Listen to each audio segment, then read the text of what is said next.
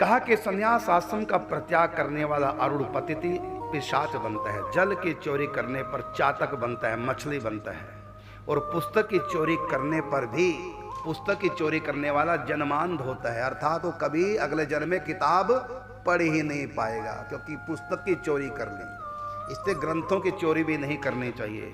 ब्राह्मणों को देने की प्रतिज्ञा करके जो नहीं देते वो अगले जन्म में सियार योनि को प्राप्त होते हैं।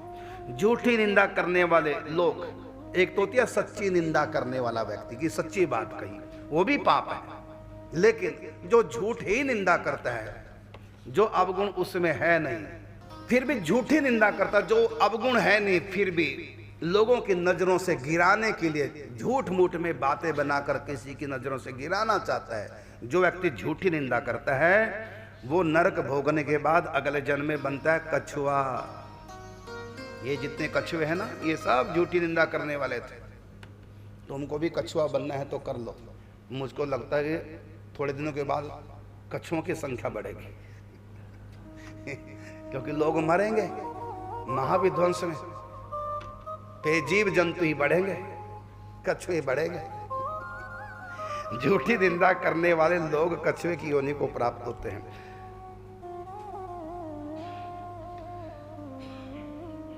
जो ब्राह्मण शूद्र कन्या से विवाह कर लेता है वह अगले जन्म में भेड़िए की योनि को प्राप्त होता है। अग्नि को पैर से स्पर्श करने पर प्राणी जंगली बिलाव बनता है। जीवों का जो मांस खाते हैं अगले जन्म में रोगी बनेंगे, दवाइयों का भी असर नहीं होगा। जो मनुष्य जल के स्रोत को विनष्ट करता है वो भी मछली बनता है। जैसे कुआं है, उसको बंद कर दिया, पानी देता था कुआं, लेकिन कुएं को बंद कर दिया, ये हमारी जमीन में आ गया, अब हमको जरूरत नहीं, जबकि पानी निकलता था।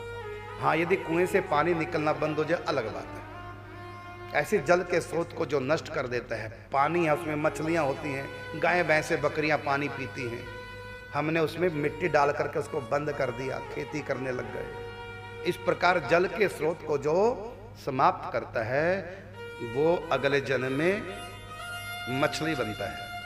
फिर जो लोग भगवान हरि की कथा और साधुओं की प्रशस्ति नहीं सुनते, मतलब उनकी प्रशंसा, उनकी कथा नहीं सुनते, मतलब भक्त और भगवान और भक्तमाल की कथा नहीं सुनते। भक्तमाल क्या है? भक्तों की प्रशस्ति, माने उनकी महिमा, और भागवत जी क्या है? भगवान की प्रशस्ति है, भगवान की महिमा। कहा कि जो लोग भगवान की कथा और साधुओं की प्रशस्ति नहीं सुनते उन मनुष्यों को कर्णमूल रोग होता है। मतलब या तो बहरे होंगे या कानों में मवाद निकलेगी, कान के रोग होंगे, कानों में दर्द रहेगा, कानों में फुंसी होगी, ऐसी बीमारियां कानों में लगेंगी। जो कथा नहीं सुनते, संतों की महिमा नहीं सुनते। फिर आगे कहा जो व्यक्ति पराये के मुंह में स्थित अन्न का अपहरण करता है वह मंद बुद्धि होता है। इसका मतलब दूसरे के आगे से जो थाली उठा लेता है, दूसरे के आगे खाने की वस्तु और वहां से जैसे बंदर करते हैं, ऐसे तो करते हैं बंदर, खाने पीने की चीज हाथ में है, मैंने खाना उसको, उसी को उठा लिया, इसको कहते हैं मुंह की उठा लेना।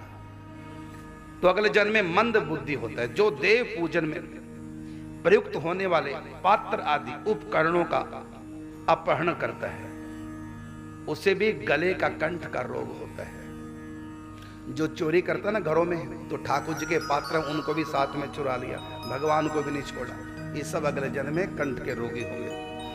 दंभ के वशीभूत होकर जो प्राणी धर्माचरण करता है उसको गज चर्म का रोग होता है। मतलब मोटी चमड़ी फूल जाती है, उसको गज चर्म रोग कहते हैं। तो जो व्यक्ति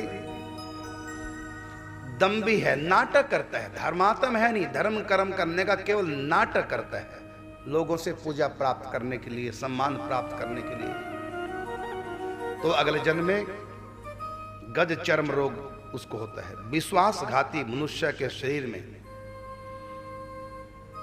शिरोर्ती रोग होता है। जो विश्वासघात, आपके ऊपर किसने विश्वास किया और आपने विश्वासघात कर दिया, अब आपको जय बीमारी कौन सी रहेगी? आधी सीसी बीमारी। जानते हो क्या होती है? आधे सिर में दर्द। तो जिसके आधे सिर में दर्द है, समझ लेना उसने किसी के साथ विश्वासघात किया है।